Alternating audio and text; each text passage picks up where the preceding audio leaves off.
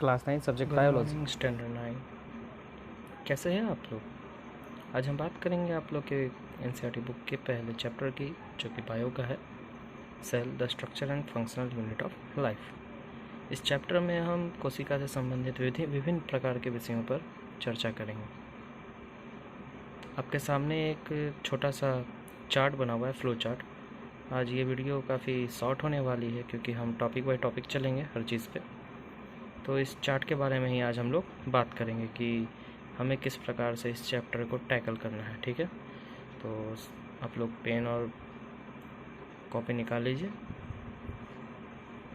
फिर हम चर्चा करते हैं इसके बारे में। तो इस फ्लो चार्ट में आप लोग देख रहे हैं कि हम लोग को चैप्टर किस तरह से टैकल करना है। तो सबसे पहले जो पॉइंट आएगा वो आएगा डेफिनेशन। हम लोग परिभाषा के बारे में बात करेंगे।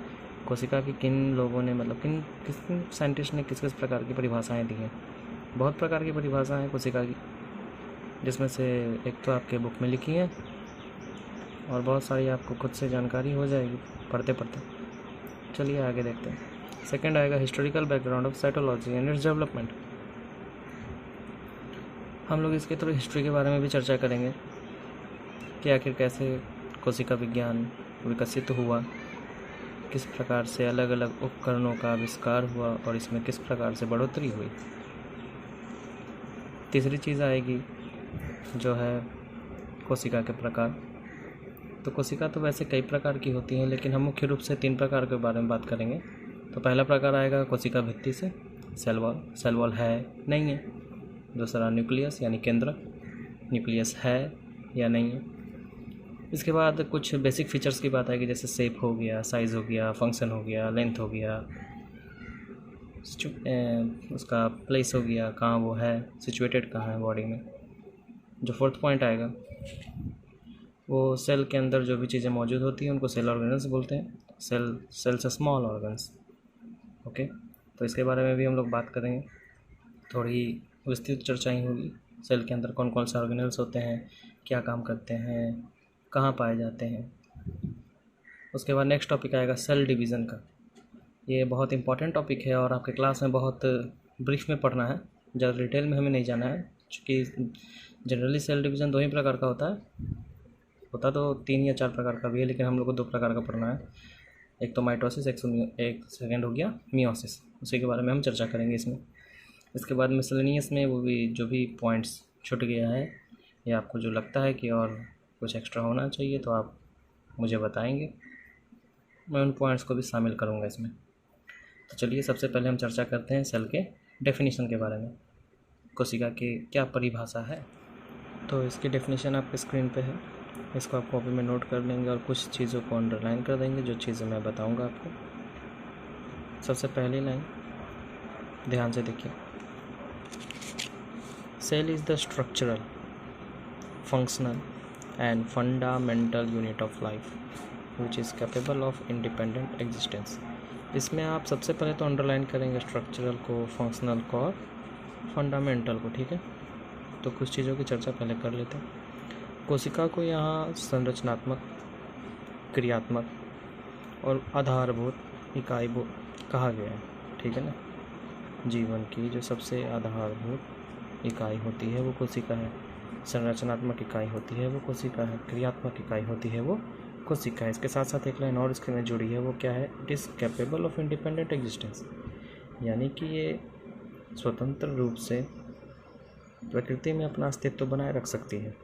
कोई भी दूसरी निर्जीव चीज़ स्वतंत्र रूप से अपना अस्तित्व बनाए नहीं रख सकती,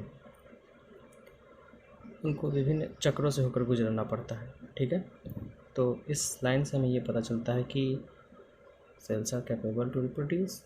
सिंपल, यही तो निकलेगी यहाँ से बात।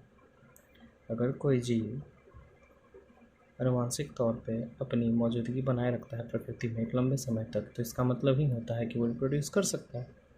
तो डेफिनेशन से साफ है कि कोशिका जीवन की सबसे छोटी इकाई है, बिल्कुल उसी तरह जैसे फिजिकल लाइफ की सबसे छोटी यूनिट होती है एटम्स एंड मॉलिक्यूल्स। ठीक है, फिजिक्स में हम लोग को एटम पढ़ना है, केमिस्ट्री में मॉलिक्यूल्स के बारे में और बायो में सेल के बारे में।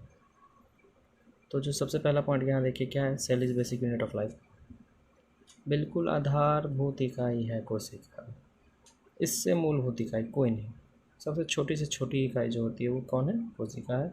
आप लोग 9th क्लास में आ गए हैं, इसके बारे में पहले भी आप लोगों से चर्चा हो चुकी है, आप लोगों को पता होगा।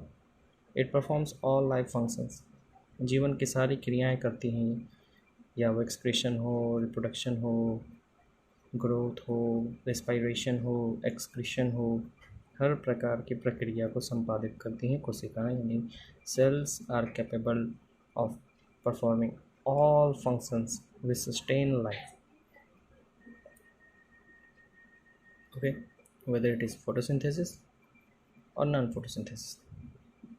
उसके बाद क्या बोला जा रहा है? Because of cells we can say something is living और नॉन लिविंग। कोशिकाओं की उपस्थिति से ही हम बोल सकते हैं कि कोई चीज़ जीवित है या निर्जीव है।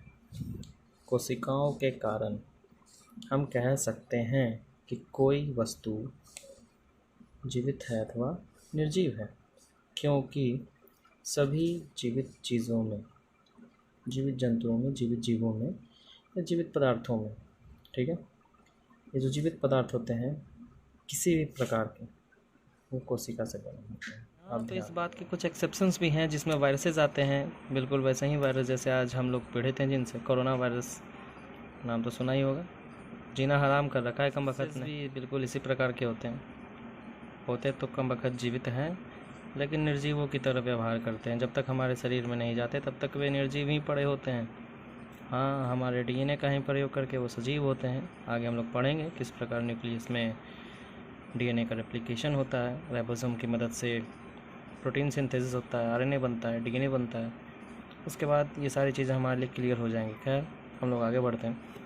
अब बात करते हैं लिविंग थिंग्स के बारे में, क्योंकि लिविंग थिंग्स की तो बेसिक यूनिट है कोशिका, या कोशिका ऐसे ही जीव, सभी जीव जीवित हैं, बिल्कुल ऐसा हम लोग कह सकते हैं।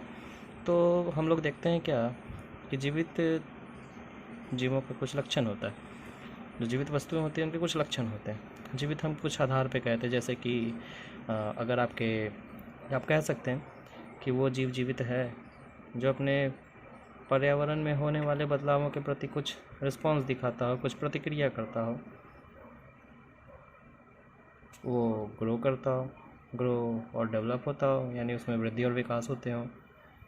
जीवित चीज़ें जो होती हैं वो रिप्रोड्यूस करती हैं, आपको तो पता होगा, रिप्रोड्यूस मतलब प्रजनन हो गया, अपने जैसे बच्चों को प्रोड्यूस करना। उनका एक मेटाबॉलिज्म होता है, ये ध्यान रखिएगा। मेटाबॉलिज्म को हिंदी में उपापचय बोलते हैं, और इसको ऐसे बोल सकते हैं, total constructive and destructive activity of your body is known as metabolism. चलिए, इस पर आगे विस्तृत चर्चा होगी। इसके बाद जो एक अलग पॉइंट आता है वो है होम्योस्टेसिस। तो गधे की नज़र से अगर समझा जाए, बिल्कुल बेसिक बात, तो हम कह सकते हैं होम्योस्टेटिस का मतलब होता है एक ऐसी स्थिति जिसमें शरीर के अंदर की परिस्थितियों और शरीर के बाहर की परिस्थितियों में सामंजस्य बैठाता है, एकता होती है। इसी को हम लोग होम्योस्टेसिस बोलते हैं। तो जीवित जीवों में ये सारे गुण होने चाहिए, तभी हम कह सकते हैं वो जीवित है, अन्यथा वो निर्जीव हैं। जी धन्यवाद। चलिए इतना ही, अगली वीडियो कल अपलोड की जाएगी। आज ये सारी चीज़ें आप अपने कॉपी में नोट कर लेंगे।